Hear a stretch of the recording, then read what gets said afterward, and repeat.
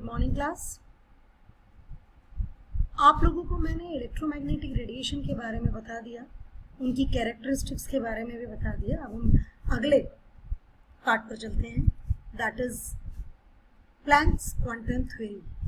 What is Planck's quantum theory? Planck's quantum theory Planck ने दी थी, इसके कुछ इंपॉर्टेंट पॉइंट्स हैं वो हम डिस्कस करेंगे। The first one is the radiant energy is emitted और absorbed not continuously but discontinuously in the form of small discrete packets of energy called quantum. In case of light, the quantum of energy is called a photon. क्या मतलब है इस line का? इस line का मतलब ये है कि जब भी हमें किसी भी सोर्स से, चाहे वो हमारा इलेक्ट्रिक बल्ब हो, चाहे ट्यूबलाइट हो, सन हो, कोई भी सोर्स हो जिससे हमें एनर्जी मिल रही है, वो एनर्जी नेवर कम्स कंटिन्यूसली, वो कभी भी कंटिन्यूसली नहीं आती है, वो डिसकंटिन्यूसली आती है और स्मॉल पैकेट्स में आती है, जिसका नाम हमने दिया है quantum. In case of light the quantum of energy is called a photon. Light के केस में उसको हम फोटोन कहते हैं। The energy of each quanta is directly proportional to the frequency of radiation. मतलब जो एनर्जी है आपकी क्वांटा की, that is directly proportional to frequency. ये फ्रीक्वेंसी के डायरेक्टली प्रोपोर्शनल है। As soon as you remove the sign of proportionality, constant आएगा। Planck ने दी है ये थ्योरी, तो प्लैंक्स कांस्टेंट और उसकी वैल्यू ये है। And energy is always emitted और absorbed as a integral multiple of this quantum. मतलब एन की जो वैल्यू है that always be a whole number, 1 2 3 4 5 6 like that. It never be fraction and it never be zero. Okay, या तो पूरा का पूरा क्वांटम जो आपका क्वांटा है वो किसी बॉडी में चला जाएगा, एब्जॉर्ब हो जाएगा, या फिर नहीं जाएगा। That is the main motive इसको दिखाने के पीछे। तो it never be in fraction and it never be zero. What is black body?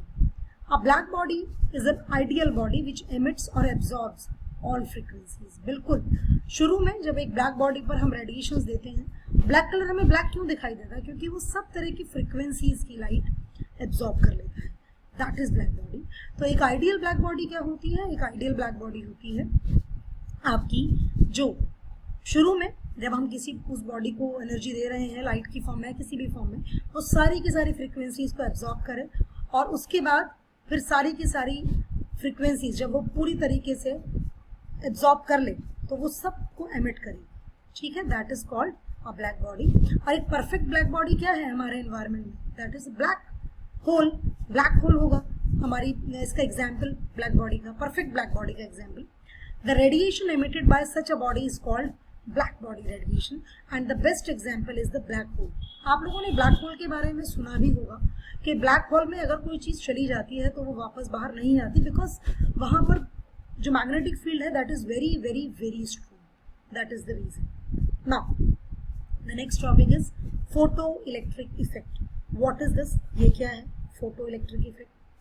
The phenomena of ejection of electrons from the surface of metal when light of suitable frequency strikes, it is called photoelectric effect. Photo means क्या है मतलब इस word का? Photo means light, electric means electricity and effect मतलब light का use कर कर अगर हम किसी मेटल की सरफेस से इलेक्ट्रॉन्स को निकाल सकें, इजेक्शन करवा सकें, उस पूरे फिनोमिना को हम कहते हैं फोटो इलेक्ट्रिक इफेक्ट। और जो इजेक्टेड इलेक्ट्रॉन्स हैं they are known as photo electrons. उनको हम क्या कहते हैं? Photo electrons. Student, this is basically photo electric effect. यहाँ पर हमने एक लाइट, इंसिडेंट लाइट की एक मेटल सरफेस पर लाइट को फॉल किया, लेकिन वो लाइट एक पर्टिकुलर फ्रीक्वेंसी की होनी चाहिए। अगर उससे कम फ्रीक्वेंसी की लाइट आप लेंगे तो फोटो इलेक्ट्रॉन्स इजेक्टेड नहीं। As soon as the light rays strike from the surface of the metal, electron यहाँ से रिलीज होने शुरू हो गए and that electrons are known as photoelectrons. This phenomena is known as photoelectric effect. इसको हम कहते हैं photoelectric effect. तो ये जो डायग्राम है ये भी आपको अपनी कॉपी में बनाना है और इसको हम अपनी लैब में भी कर सकते हैं। हम इसको जो मेटल सरफेस है इसको एक पर्टिकुलरली एक डिस्चार्ज ट्यूब में रखेंगे, सरफेस से क्या कराएंगे?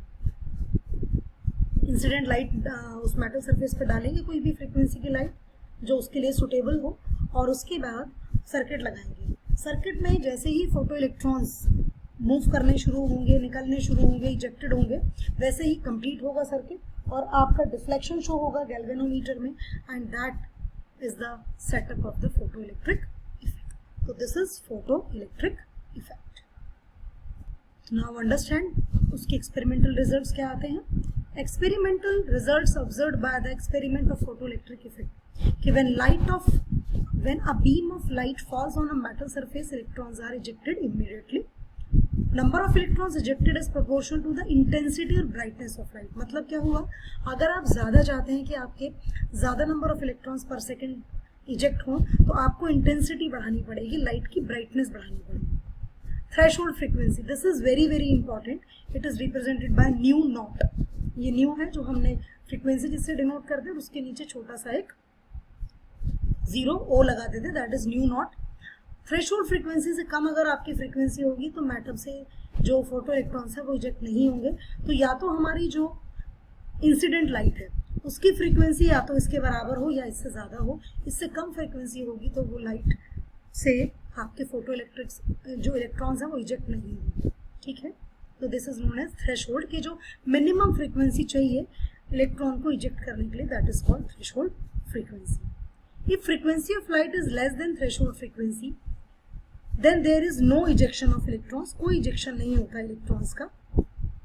ओके, सो ये बात याद रखनी है। कई बार क्वेश्चंस न्यूमेरिकल्स भी आते हैं इस पर बेस्ड, और वो उस तरीके का न्यूमेरिकल डिजाइन करते हैं, तो वो भी हम देखेंगे। Now, the photoelectric work function, it is represented by W0.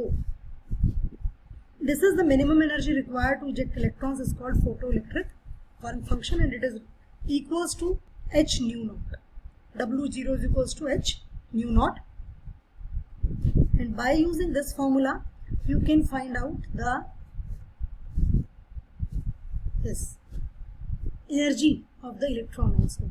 H is Planck's constant, nu is incident light की फ्रीक्वेंसी, न्यू नॉट कितनी मिनिमम चाहिए, वर्क फंक्शन वही वाली बात, half m v square, m is mass of electron and v is the speed of the electron. Now the dual behaviour of electromagnetic radiation. Electromagnetic radiation का dual behaviour मैंने आपसे पहले भी discuss किया है कि कोई भी मैटर इस अर्थ पर जो प्रेजेंट है उन सब की दो नेचर है। क्या नेचर है? पहली पार्टिकल नेचर और दूसरी है वेव नेचर। तो जिन बॉडीज का मास बहुत ज़्यादा है उनका पार्टिकल नेचर हमें नज़र आता है, जैसे हमारे आसपास की सारी चीज़ों का, लेकिन जिनका वेट मास बहुत कम है, जैसे कि इलेक्ट्रॉन है, प्रोटॉन है, इनके मासेस बहुत कम है, इनसे हम इनका जो नेचर है पार्टिकल नेचर के साथ साथ वेव नेचर वो भी हम देख सकते हैं। लेकिन हमारी बॉडी का मास इतना ज़्यादा है कि हमारी बॉडी के साथ जो वेव्स एसोसिएटेड भी होती हैं उनकी फ्रीक्वेंसी या उनकी वेवलेंथ बहुत कम होती है, माइनस में होती है। Now when a white light is passed through a prism, it splits into a series of colored bands known as spectrum। आपको पता है ये बात, स्पेक्ट्रम क्या होता है और स्पेक्ट्रम बनता क्यों है? क्योंकि प्रिज्म की जो शेप होती है दैट इज ट्राइगोनल, मतलब ट्राइंगल की फॉर्म में होता है वो, और जब लाइट उससे हम पास करते हैं तो लाइट की स्पीड एक मीडियम से दूसरे मीडियम पे जाने में चेंज होती है।